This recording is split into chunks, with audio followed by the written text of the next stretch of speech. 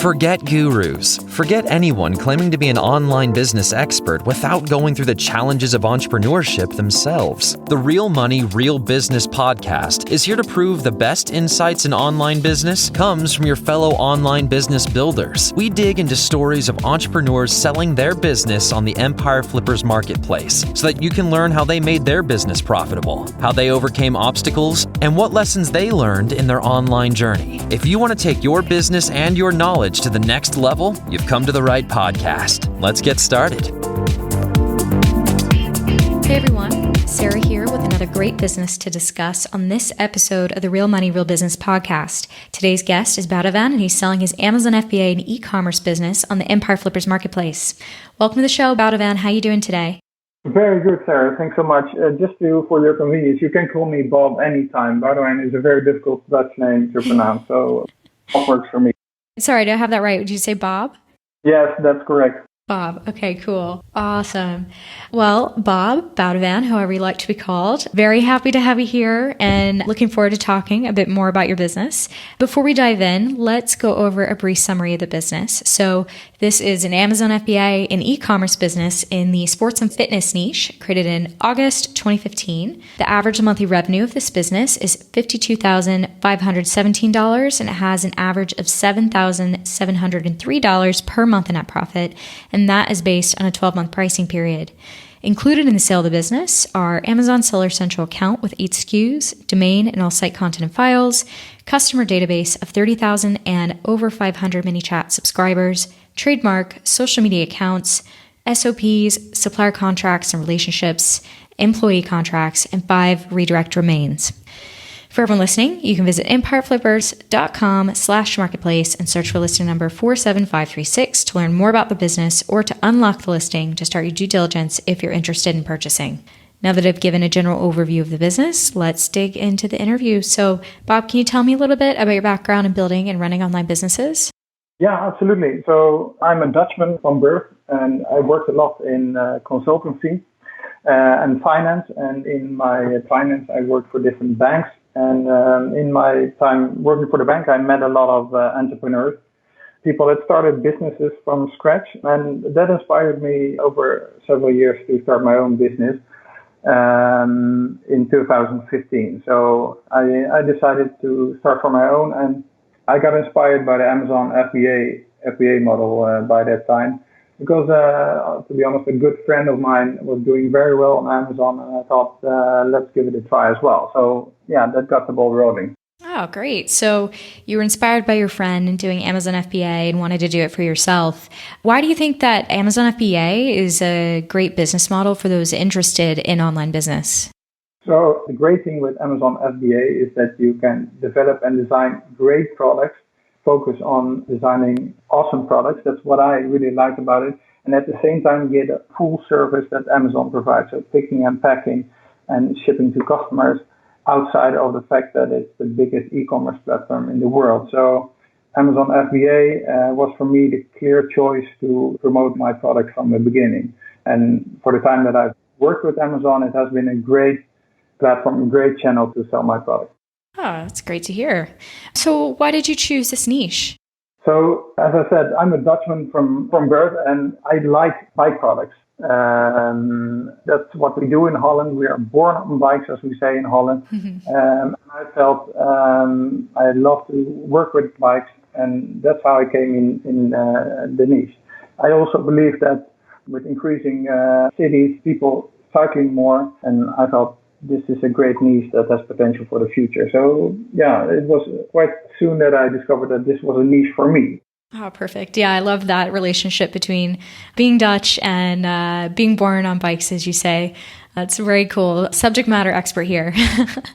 So why are you selling the business instead of, say, keeping it and growing it? Yeah, so I built this business. I usually say that I built this brand, a unified brand, during several years, and it has been a great ride. At the same time, doing business and working with Amazon FBA creates a lot of new ideas on new businesses, and I feel that I want to focus on a new business that I'm working on, while at the same time I feel that this is such a great business that's going well. that I want to hand it over to someone that has really a passion for the products that I am selling at this point, while making time for myself to focus on a different business. So yeah, that is the case. Awesome. Sounds great. Well, so you've had this business for a few years. I'm sure that you've learned a thing or two along the way. Would you say there's anything that you learned from this business that you'd apply to future sites or businesses? Or did you find anything that just seemed to really work for you? Yeah, so my brand is successful on Amazon FBA. So in the years that I worked with this business, I developed a very thorough understanding of what it means to sell on different Amazon marketplaces, to sell the back end of selling on Amazon. So I would say it helped me understand how the e-commerce world works, especially when it comes to Amazon. At the same time, it helped me very much understand that the future of products is e-commerce. So yeah, it has been a great learning experiences, and anyone that takes over this brand possibly will have the same learning curve that I have. And yeah, it's just a great ride. Very cool. Of course, on the flip side here, was there anything that you tried along the way that didn't work? Yeah, so when starting a brand, then you have a vision. I had a vision when I started to start a brand, a unified brand with a lot of different products below it. A lot of products worked and some products didn't. And the flip side of growing a brand, developing products, is that not every product meets customer demands. And sometimes you have to realize if a product has been selling a while, but it's difficult to get it profitable, then you have to stop it. And that is a process that you go through when you work in e-commerce and you sell on Amazon. That's absolutely the flip side, because you work on a product, you design it, and you develop it, and you you start designing from scratch with thoughts of what do customers want, and if it then doesn't work in the end when it comes to profitability, that's the flip side. That's sometimes tough. Yeah, I understand. That's a great answer.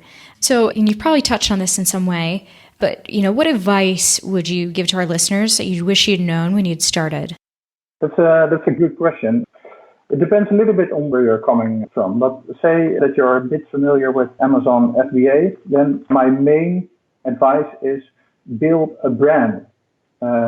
It's easy to source products, it's easy to sell products, but you want to build a brand that has followers, that has brand loyalty, returning customers, and that's what I did with my brand. I, from the beginning, said I want to have a brand that is recognized for its quality of its products, and that will come back to us after a while, and they do. So my advice to potential buyers is focus on building a brand, and a brand you can export outside of Amazon FBA and export to wholesale, and that is what this brand is set up to do. It is very present on Amazon FBA, and it's just ready to jump off to different channels. Yeah, I think that's really solid advice. Focusing on brand and brand building, it can't be underemphasized how important that is for Amazon. You're totally right. Well, then that leads me to my next question then. Can you walk me through, how you've worked on building this brand and, what you're doing currently in terms of marketing for the brand? Yeah, so from the beginning, I created a brand name that I thought I could work with from the start, and also a name that works to diversify. So it's a brand name that can be used for different bike products. So with that said, we work a lot with, for instance, Facebook advertising, but also Facebook presence. So our presence on social media is very much nurtured to blog posts, to videos, blogs, etc. So that the product itself as a spirit, it's not only a brand that sells product, it's also a story behind it. And I believe that that's what customers like also about this brand. It has a story behind it. And when you visit our website, you get the feeling these guys know what they're talking about. So creating brand is a lot for me as a brand owner about storytelling. What is the story that you want, and what products can you connect to that story? And I believe that you can build a brand through that storytelling. And yeah, it shows people connect to the story that we're telling, and that's how we can build a brand. So yeah, is that an answer to your question? Yeah, I would say so. Did you want to touch on anything more on like the database or the mini chat and just kind of the relationships with readers? Yeah, absolutely. So having sold on Amazon FBA gives you huge access to customer database, although Amazon has been limiting the amount of customer data that they are providing to sellers. But the brand has developed a large customer database with all details connected to it, so that gives the possibility for instance to create very accurate Facebook audiences, for instance. So when we market products, then we use our customer database that has over 30,000 data points when customers in it. It allows Facebook and connected to that Instagram, Google as well, to create very accurate lookalike, so-called lookalike audiences. So Facebook can identify what are the specifics of this customer database, and we can target customers that are very similar to the customer database. So having such a database of customers is very valuable for effective and cost-effective targeting when it comes to advertising. When it comes to ManyChat, a large part of selling on Amazon FBA is not only having your sponsor ads on Amazon in check and profitable, it's also a lot about creating external traffic. How can you attract external customers to your listings on Amazon? And one part is that you can advertise products on Facebook, and our brand has done that. The ManyChat funnels that we use are designed in a way that when they are interested to buy our products, they are subscribed to a mailing list, they get news, they get discounts, etc. And through that funnel, they are directed on Amazon. So yeah, it's very much connected, how the customer database provides us with accurate Facebook advertising that are afterwards funneled through very optimized ManyChat funnels. It's very impressive, the systems that you've put in place, and like the fact that you have access to your audience and your customers in a way that, it's not necessarily common between different Amazon FBA businesses. So very cool that what you've got going there. Well, so I think this leads me to my next question. It sounds like this business, you've really got great systems in place and you've got a good thing going. I'm curious, what opportunities for growth are you seeing for this business going forward? Yeah, so develop this business is that the brand itself has a huge area for new products. So what we have done is develop 8 products under the brand, but there's room for 20 products because the brand in itself is not connected to a specific products within a niche. There are a lot of possibilities to develop new products under the same brand. So that is the first step, developing new products on Amazon, and that is what we have done and what is the primary strategy for potential buyers, I would say. A second way of developing this brand is jumping to different channels. There are huge e-commerce channels. We have been contacted by different e-commerce brokers that want to sell our brand on different channels. We haven't come to that point, but I know there is interest to transport our brand to different channels like Walmart and others. A third strategy, I would say, is develop wholesale. Our products within the bike niche are great to sell wholesale to by stores, by larger chains of stores. We have mapped out all the stores in the US that are possibly interested in our brand, so that data is available. The step that we've taken is how do you organize a wholesale network? But that is absolutely a big potential step forward for the brand. Great. Awesome. All right. Well, on the flip side then, what would you say are the biggest risks with the business that a buyer should be aware of? Yeah, so that is not specific a risk that is connected to our brand as it is connected to the whole Amazon domain.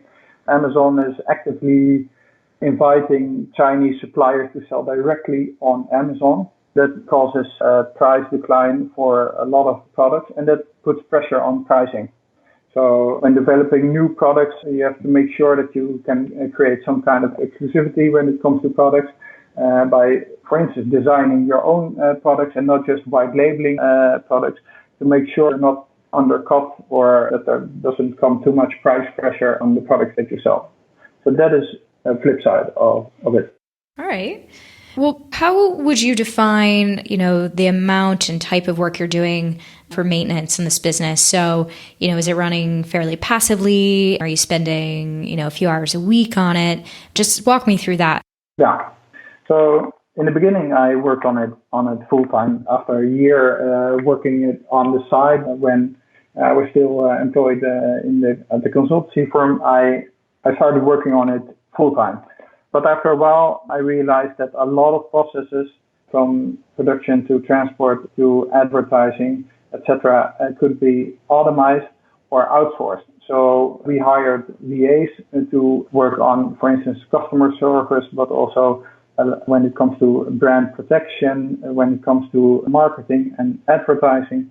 For instance, sponsored ads are completely automated. So when it comes to my hours that I put in the business in a week are very limited. It depends a little bit on the week, but I would say I can do my work that is required for the brand to work smoothly and everything goes well. That goes in one day.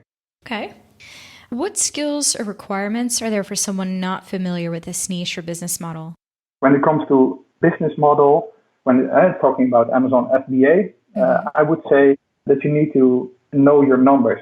That is the key to running a business on Amazon. So that is not only how profitable are you, but also conversion. What is your CTR? What is your click-through rate? And there's a lot of data going on in Amazon. And the only way to grow a brand and the only way to become successful on Amazon is knowing your numbers. So that is one side of it. Making the right decision based on numbers. It's easy to, when the brand makes a good profit, to think it runs well. But at the same time, if you don't know your ASOS for the brand or for different ad groups, etc., for instance, for Facebook advertising, then the brand isn't profitable as much as it can be. So I would say know your numbers. All right. Very solid advice. A few wrap-up questions here. How much support are you offering buyers?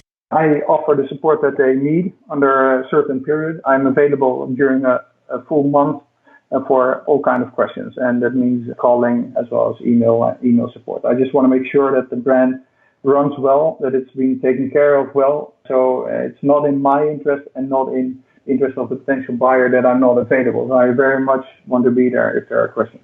Okay, great. Would you commit to a non-compete? Non-compete, yeah, absolutely. I built this brand with no interest to start a brand that is very similar to this. There's even not the question that I'm going to continue with Amazon FBA as I'm focusing on building a wholly different business. And so absolutely, I completely align with the non-compete. Great. Are you open to something like an earn-out? Yes, absolutely. I understand that when buying a website, there is a risk from the buyer side, and I think we need to find a balance in which the buyer feels comfortable and I feel comfortable. And I can believe we can meet somewhere. Okay, great. A few personal questions here.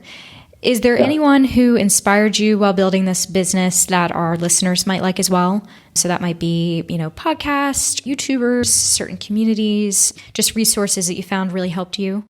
Yeah, so a resource that I used a lot, becoming skilled in Amazon FBA, is the podcast of Ben Cumming, Elevated eCommerce podcast. That is the free podcast, but also his coaching program is great.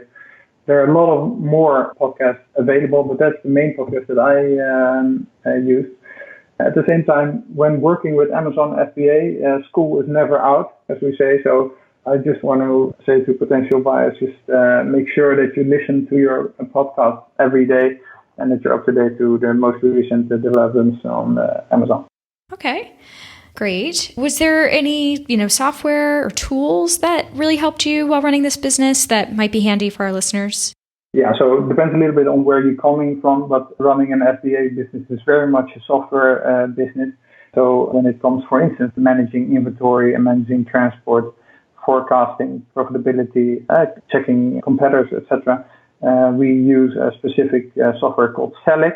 It's a very, very successful software provider from Germany when it comes to Amazon, and it's all down to the numbers. So that's great.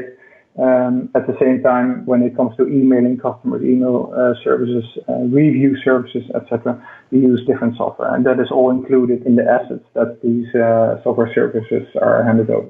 All right. What would you say, drove you and motivated you while having this business?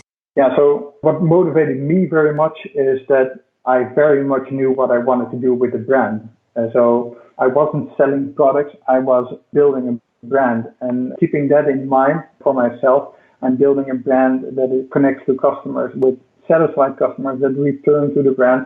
That just gives me a lot of energy. So My background of my computer was all the time my brand name with a huge vision of where it would be in a few years.